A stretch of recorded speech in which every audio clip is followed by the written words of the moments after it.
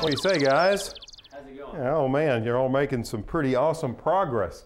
What's going on here in the master bathroom is we're getting the tile laid, not only on the floor, but also on the walls. But let's focus on the floor for just a moment.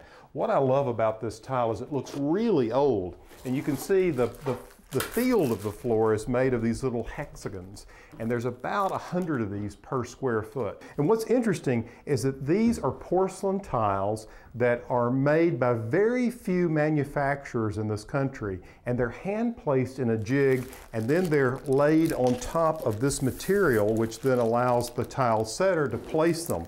Now, they also do interesting patterns. The border around the field is in this Greek key design. You can get a sense of it here, the black and white tiles making that classic Greek key, and what could be more appropriate for a Greek revival house. Now the floor is porcelain and it has a matte finish, but if you look at these subway tiles, these are actually ceramic and they have a glossy finish, which is really beautiful. So the design in here is very simple and very classic.